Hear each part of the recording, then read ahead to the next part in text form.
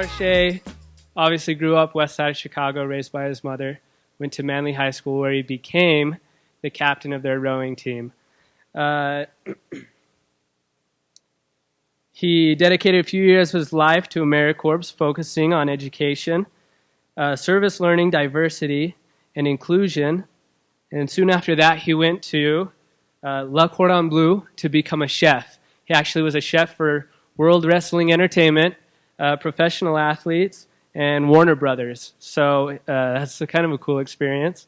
After years of working and teaching in the food industry, Arshay returned to his true passion, working with young people. He coached rowing at the Chicago Urban Youth Rowing Club and worked as a youth program guidance counselor for Victory Outreach Midwest Gulf Coast region.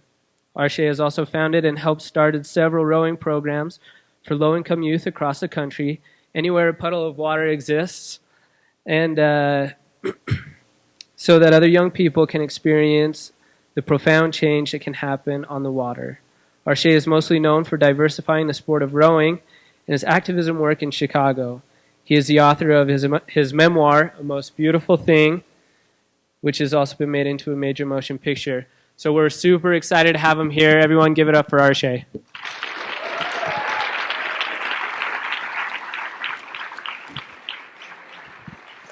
How everybody doing? Yeah? Awesome, awesome. Thank you, Michael. Thank you, team, for having me. And I'm not going to talk long. I want to get some questions from you all, but it's good to be in Utah. And I know most of you have been doing entrepreneurship, and entrepreneurship is a big part of my life. All through high school, I took entrepreneurship class every Thursday, and we all started business pretty young. But, a 13-year-old kid asked me not too long ago, what would I say to my 13-year-old self? And I said, I will tell that 13-year-old Arshay that you don't have to fight alone. Your anxiety, your fears, your doubts, everything that you have gone through, you don't have to fight alone. And Rowan changed that for me. I think back on the one story that pretty much changed my mentality. When I first started entrepreneurship, Ken walked into the room, and he had this money in his hand. I didn't know how much it was. But he said, "Who wants this?" And everyone started raising their hand. He was like, "Come on, who wants this?" And I'm like, "I want it." And everyone started screaming, "I want it, I want it." He was like, "Come on, who wants it?" And everyone's screaming, "I want it." Until I said to myself, okay, now, if I get this money, I'm not going to buy ice cream. I'm not going to buy a video game. But I'm going to take it home so we can have food that evening. And I'm picturing this unlived dinner in my head and how nice it would be if I can just get this money. And so I stood on the top of my chair and I said, "I want it." And he looks at me. And at that moment, I knew that it was going to be mine. And so this kid runs up and he grabs the money and he's sat in his seat. And I was like, oh. And what Ken said completely changed my mentality. He said, if you want something, you can't just talk about it. You can't just scream about it. If you want to be a lawyer, an entrepreneur, a doctor, a professional athlete, you can't just scream about it. But you have to get up and go get it, because if you don't, someone else will. And so I decided as a kid, as a 15-year-old kid, that there would be no distance between my dreams and my actions. I realized that the dream doesn't work unless I do. And my mentality changed very early in life because I wanted so much, so bad. And I became a young leader. Fast forward, I'm taking entrepreneurship class. I become the captain of my team. And everyone on my team, they were taller, they were stronger, they were more talented, but I had the best scores in rowing. I had the best scores on the rowing machine, right? And the one thing I was able to control was my work ethic. While they was hanging out sometimes or going to the mall, I was working. I was showing up before practice. I was showing up after practice. No one would outwork me. That was my plan. And I was a D student. When I started rowing, I became an A student, a top 10 student. And I had the same philosophy that people may be smarter, a better test taker, but no one's going to outwork me. While everyone was hanging out, going to homecoming, going to all these games, I was working. I was working with my teacher after class. I was at home studying. I was studying on the weekends when I wasn't rowing. No one outworked me. And that was the one thing I can control. And so I became a critical thinker, right? I planned and I seek mentorship all the time. I'm always seeking mentorship. And I was working for free. And so I'll tell you this one story. Our high school had a culinary school, and I knew I wanted to be a chef, a celebrity chef. And I knew I wanted to go to Le Cordon Bleu, England, but I didn't know how I was going to get there. And so I decided to go to Le Cordon Bleu in Chicago. And I asked Ken, I said, what's like the wealthiest neighborhoods in Chicago? And he was like, oh, he gave me a few cities. I said, all right, I'm going to go to Little Italy. That's where the NBA players are at. That's where the aldermen are at. That's where the city leaders are at. And I decided to get a job at a Starbucks because everyone needs their coffee. I mean, I had this plan. And he said, okay. And so I'm in Le Cordon Bleu, Chicago, and the goal is Le Cordon Bleu, England. And so I go to this restaurant. I said, what restaurant won the James Beard Award? What's the best restaurant in the city of Chicago? And it was Blackbird. So I went to Blackbird, and I was like, I have to work for free on the weekends. And they was like, what? I don't care if I'm cutting carrots. I want to work for free. And they was like, all right, come work for free. And so every day from 5 a.m. to 9 a.m., I am working at Starbucks. And then I'm rushing to school from 10 to 4, right?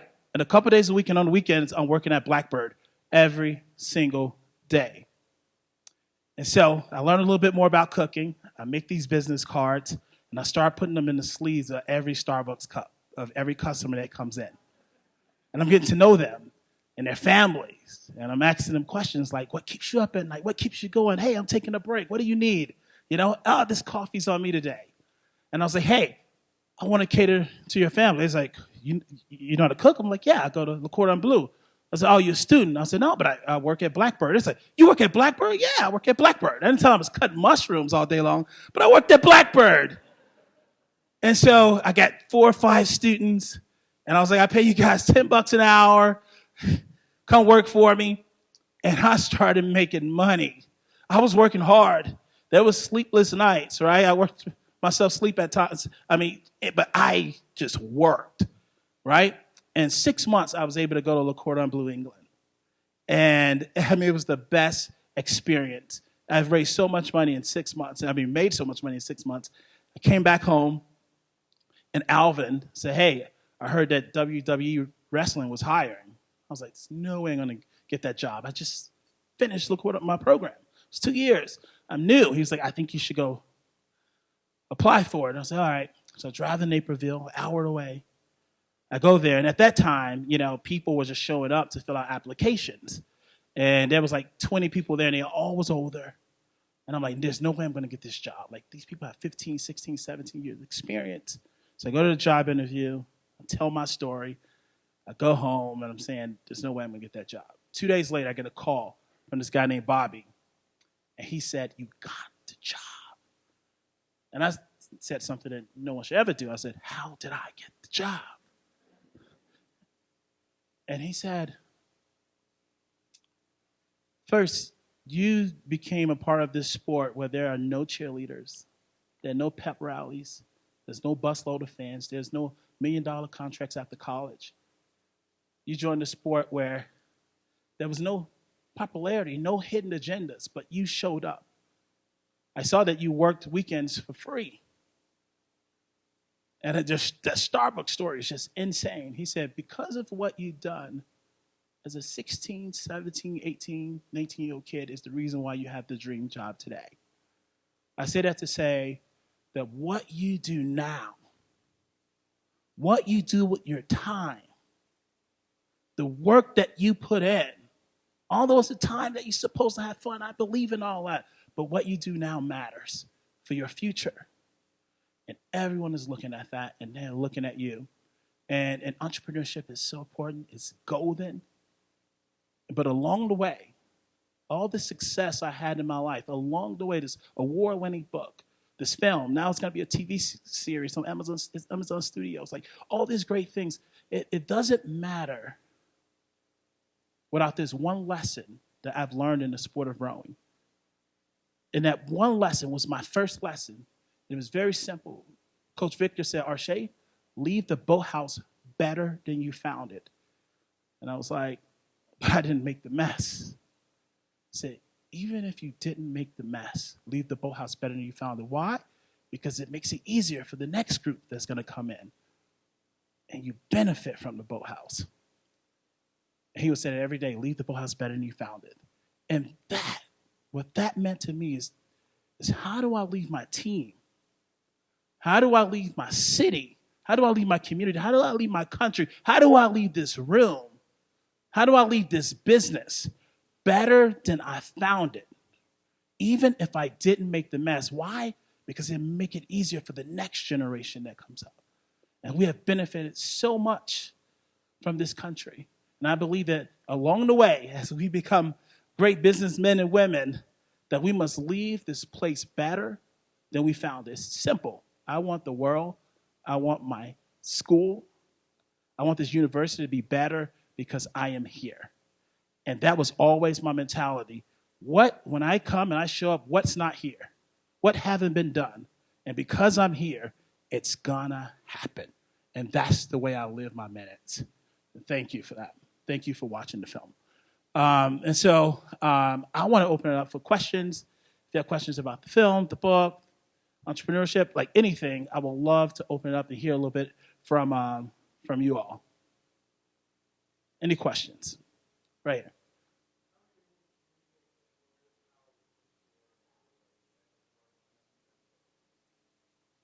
Yeah, I think honestly, it was that meeting, right? I was hungry. It was my fruit. This is what I have done. Hey, I'm a young man. These are the amount of races I've won, right? These are the people that you can call. I am 21 years old. Chef Paul is the best chef in the world. You can call him, right? I went to Starbucks. These are all the folks that have seen my work as a kid. You can call them. Here's Ken and Michael Gorman, right? And one of the craziest sports and foreign sports to me in the world. And you can call them, this is what I have accomplished. And it was really not just me, but pointing at the fruit. And that's why they was able to say, all right, I got you.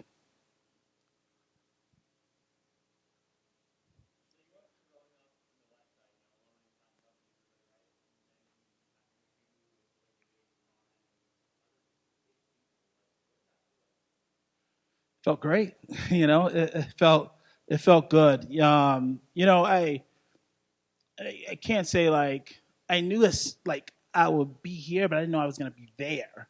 You know, um, and honestly, it's still like it's still a dream come true. It's crazy, um, but again, I think that it's just surreal. I'm still sometimes in disbelief that all this crazy stuff is happening to me, but I know what it takes to continue to accomplish. But it feels awesome, right? The moment I wrap my hands around those oars, right? I trust the process. I trust my mentors. I trust my coaches, even when it didn't seem right, even when I was sacrificing my favorite TV shows. You know what I mean? I just have to trust these guys because they're here for a reason, right? And everything worked out.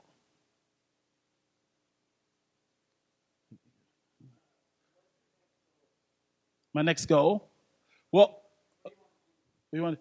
Well, I'm excited for this TV series, right? That's coming out Amazon Studios.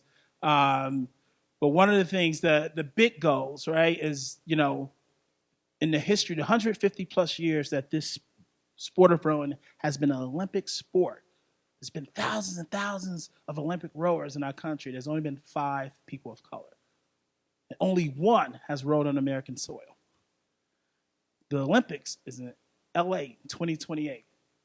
I have been starting rowing programs all across the country. Not next year in New Zealand, Europe, and Canada. But my ultimate goal now is to make sure that boat, those boats in LA 28 reflects the diversity in this country. And I know without a doubt we're going to get there. We're starting to see it now. So that's been a part of my mission.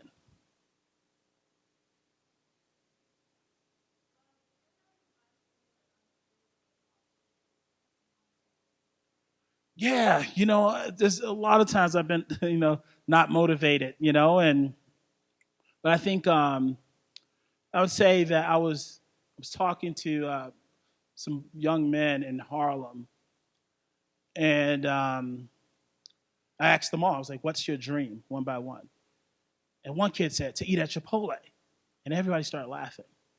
And I looked at him.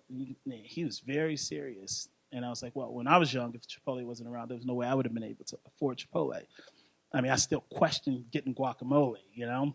Um, and so afterwards, I gave $20 to the school counselor, and I said, "You have to make sure he eats Chipotle, because if we can eliminate that small dream, there's room for more dreams. There's room for bigger dreams." And so my only dream as a kid was to just go downtown. I just want to go downtown, live 6 miles away, 15 years old, and never been downtown Chicago. I started rowing, and I go downtown, and I go to the coach. I was like, "I got to go out of town," right? And we go out of town for a day, and I'm like, "We need a week-long trip." And we go on a week-long trip. But my dreams was constantly being eliminated. We have done so much in a year in rowing that most athletes have done in a college career as an athlete. I mean, in rowing, you're traveling every weekend. I mean, we accomplish so much entrepreneurship every week. And I think for me, what kept me motivated, I would say first as a young person, is to realize that not only my mentors,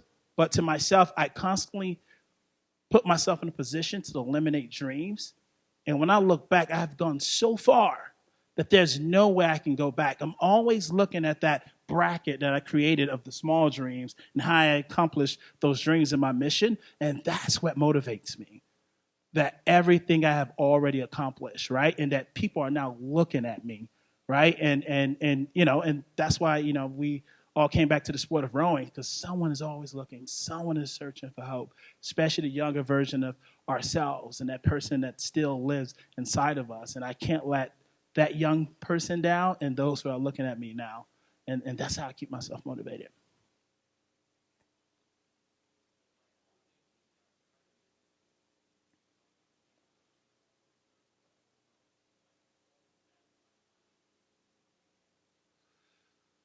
The most soul satisfying. Okay, I kind of was talking about this earlier to Michael and Mary.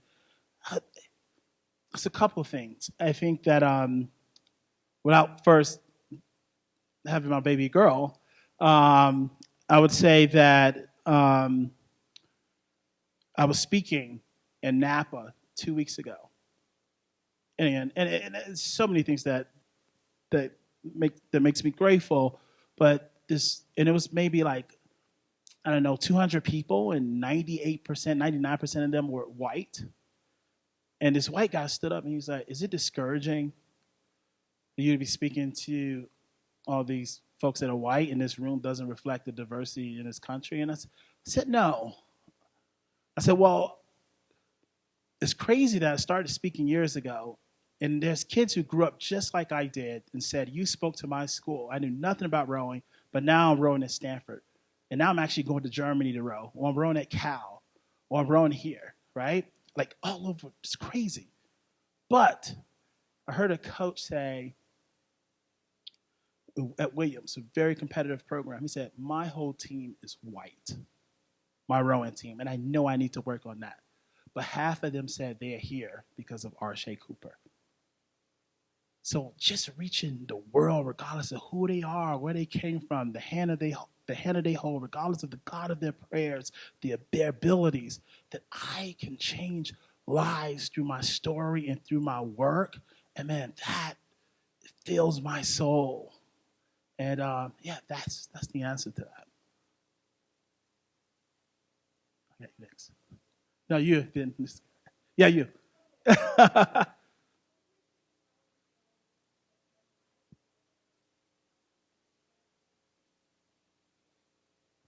I would say you're valuable, you know? It's that simple. You are valuable. You're here, you know. My teacher told me, you know, my eighth grade teacher, first week of school, and I wasn't doing no work and I wasn't speaking. And she said, "What's the problem?" I said, "I don't want to be here." And she said, school only been in session a week." And I said, "Who said I'm talking about school?" And she did this one thing that teachers were doing back in the day. She said, "Put your hand on your heart. You feel that? It's called passion. You're here for a reason, right?"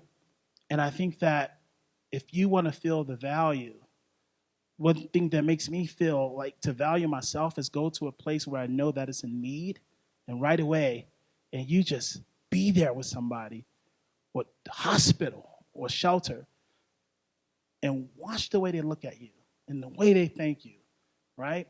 And come back the next week and the next week, and I guarantee you, you will see all the value that you have. And that's important.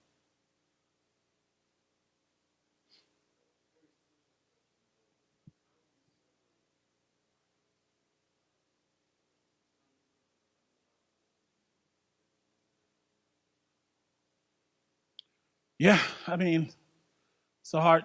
I mean, that's a great question. I think that, and a lot of people don't believe it, right? They hear it and they believe. Like I believe that I was like nothing, right? And um, I didn't know I was a remarkable person, right? Just because you hearing statistics, right, and how the and at the same time, I started to believe it, but honestly, it wasn't. I didn't have an answer for that, but it wasn't until Ken showed up at my school that I was able to understand and tell the difference, right? That people spent their time, their talent, and treasure, and it wasn't a one-off. It wasn't a one-way transaction, but it was actually a relationship, and they were told what they got from you. I was told from the coaches what they got from us, and I think that kind of helped with me and everyone else.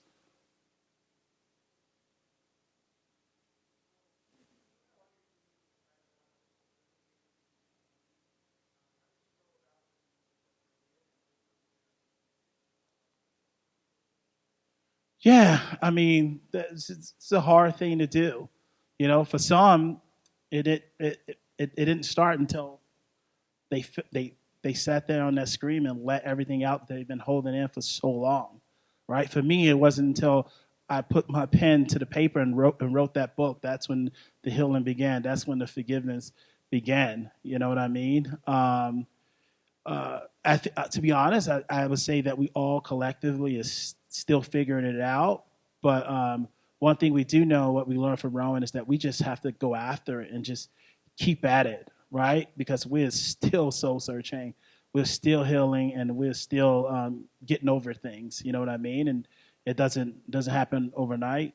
And when you reach success, it still doesn't stop. You know what I mean? But you know, great question. That's I mean that's the honest question. Answer. I'm sorry.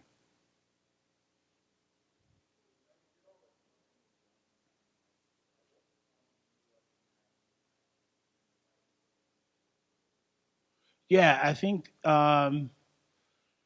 it wasn't until I mean I knew this at a young age when my mom went into recovery, right? When she went into recovery and I saw her change and what someone did for her, that I knew at some point that there would be a responsibility for me to do the same for others, right? That I will give myself away to bring that kind of hope to families.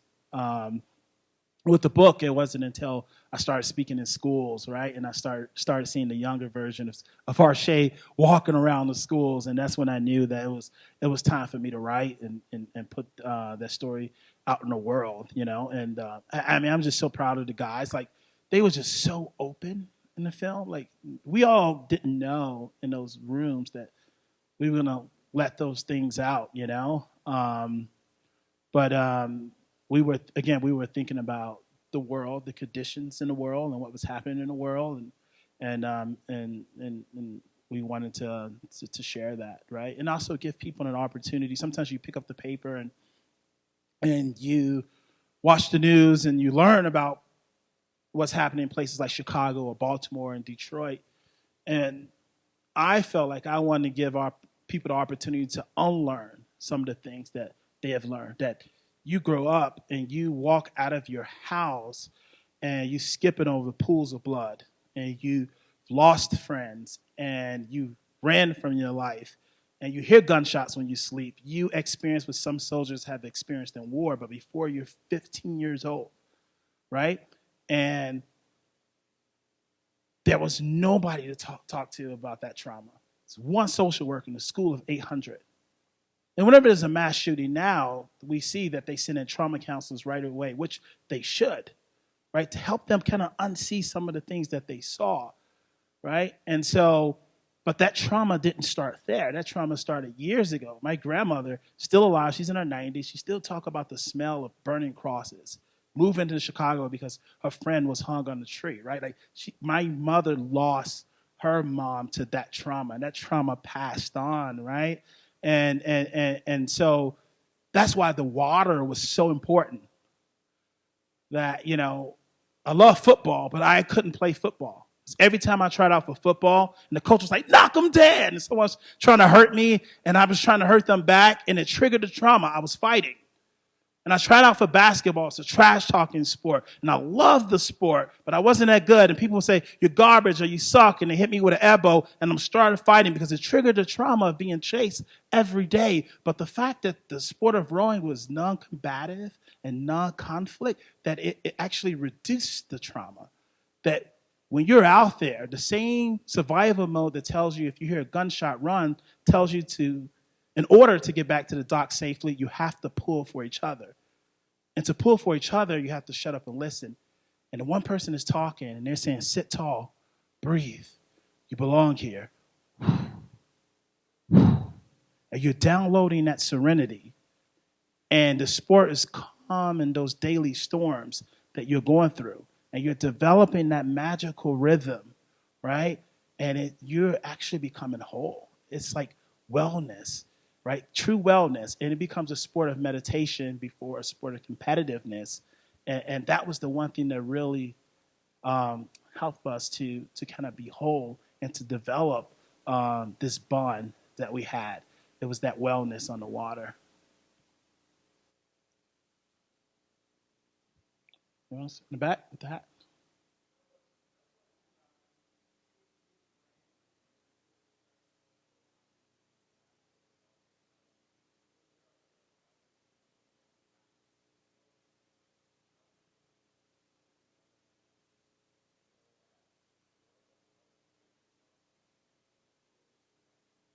Yeah, good question. For me, I think it's being there, it's showing up as conversation, and it's access and opportunity, right? I think like when I look at my neighborhood, you saw in the film, Pooh said, when they tore down the YMCA, I ran to the streets. Those sort of things were happening all the time. That every program was shutting down because they lost funding. And that YMCA had 150 kids that would go there every day to play basketball. That's where the coaches were, the counselors were, the mentors were, and now these kids are hanging out. I don't care who you are. If 150 kids are hanging out and there's nothing to do, some trouble is going to happen, right? And then rowing came, and then Pooh ran to the rowing team, right? And I think that when I see people going, especially in my neighborhood, down the wrong path, it's just not a lot of opportunities. But one thing we do is we create opportunities, right?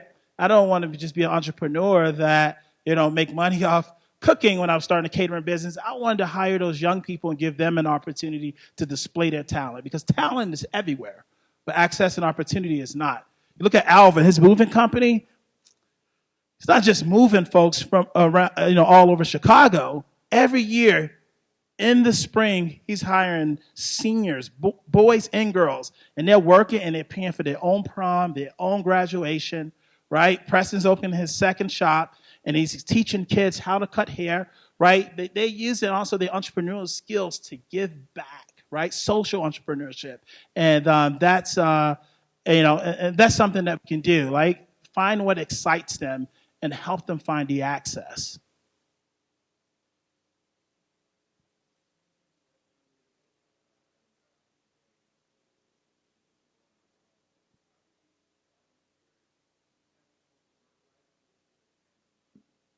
Yeah, that's a good question. Two answers to that. Number one, it's like a bicycle. The only way to keep your balance is just to keep going. I just keep going, right? But I think what's important for me is that I'm never one of those people that say, okay, God is first, and then family, and then my career, and then my friends. For me, it's like, of course, like God is always ahead of my life, but God is with my family, with me and my career. Like everything, there's a balance, right? And I think that what we do is we write a schedule, right? Like this is our family time, right? Or when I'm out of town, this is our FaceTime time, right? Or this is our reading time. So I think it's honestly it's planning, right? The same way that I plan, I put all my energy in, towards being a very great author or rower or a mentor. The same energy and critical thinking that I put into becoming that person who wanted to go to Le Cordon Bleu, I put the same time, energy, and critical thinking into family time, right? And it's written down, and we all see it. And I think that's the way we are able to balance and hold each other accountable, and we're able to set those things together, those plans together.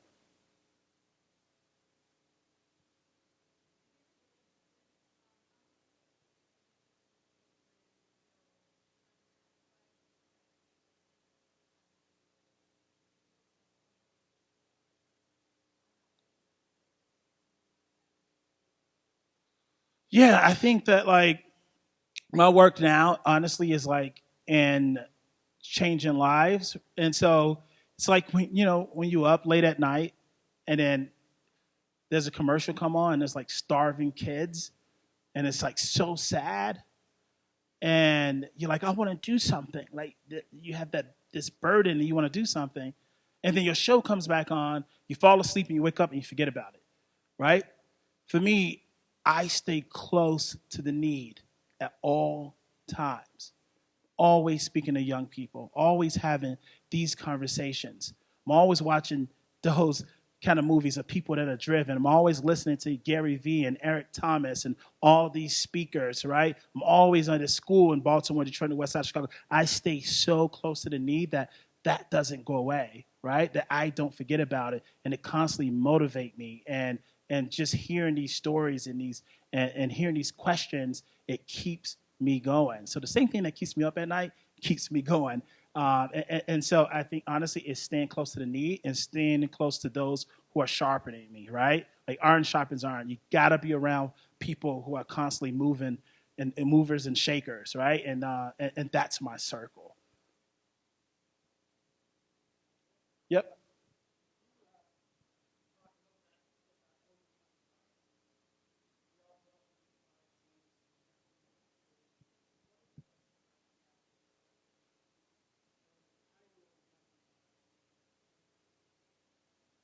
Yeah, I think if you think about that, you saw that scene with the cops, right? Like I remember, like that wasn't even in the script. Like 65% of the way, um, after hearing the mother's interviews, there was two things that scared them. They saw interaction in a different neighborhood, and they saw interaction with the police. And I was like, all right, I want to reduce that fear. And and I remember saying, like, you know what, I'm gonna go look for cops, and I'm gonna go ask them to row with us. Some said no. And those guys said yes. Um, but I knew number one, I told the guys, and they was like, "What? You sure you want to do that?" And I said, in order to find alignment in our neighborhood, we have to readjust the lens. It is so hard to hate up close. And what I told them as a teacher, you will always forget some of your students, but as a student, you'll never forget your teacher. And we have an opportunity to be a teacher, right? And for me, whenever there's a need, whenever I'm looking at the news and TV and something is wrong, I say to myself, I'm going to go fix that, right? And obviously, by looking or reading or seeing what's happening in the world, there's a lot of, you know, biases and stuff like that. And I thought, no, and this was before George Floyd, this was filmed. I said, you know what, I'm going to build relationships with these cops. And the only way to do that, number one, was connect with the human first, right? Connect with the human. And, you can talk about sports, food, kids, all those things, you find that we are more alike than we are unalike. And I was able to connect with the human, but from that, you begin to notice that there's things that are different about us at the same time. And that's what we learned in the boat. In order to overcome these biases, right, or maybe the way we grew up and or being willing to unlearn, that you have to be able to find yourself in positions where you are around those who are different than you, right? Diversity doesn't mean necessarily we're all the same. It means that we're different, but we still move together in the same direction. And with the cops and our team, it wasn't just a kumbaya moment the whole time. We had very courageous and uncomfortable conversations. And we tried to step a mile in each other's shoes. As an athlete, you all know that you don't accomplish anything comfortable, right? To get the results that you want, you are uncomfortable. And we had these uncomfortable conversations about what it's like to be me on the west side of Chicago. And they listened to their story. You know, I told them, I've never been suspended from school, never got in trouble, never done anything wrong, but still had cops pull their hands down my pants to check for drugs. I still have my face slammed down a police car. I have, you know, pledged allegiance to the flag every day at school. I did my Constitution test. I sung the national anthem at every baseball game. And I was like, why does this still happen to me? And then we were able to talk about that. And then they talked about someone from our neighborhood, our grandmothers, you know, calling the police because something happened, and they done something so wrong, and they locked this kid up for what he has done, and everyone's putting their cameras out, not knowing that that person just did this, right? And so we had to have these conversations, and for us, sports was the way. And I think the only way to be able to have these conversations and unlearn is through book clubs, through more conversations, through documentaries like this, and understand that me and those guys, we all thought very differently about different things, but we understood that we had a mission and we had a goal, and that was to put kids first and keep kids safe. And we was able, right, to accomplish a mission together because that was the goal that we had in mind. And so when there's a mission, when there's a goal, I think that we begin to learn more from each other and unlearn what things that we have learned growing up. And that was the kind of way that we was able to control that. Okay, we wrap up. So one more question? Right here.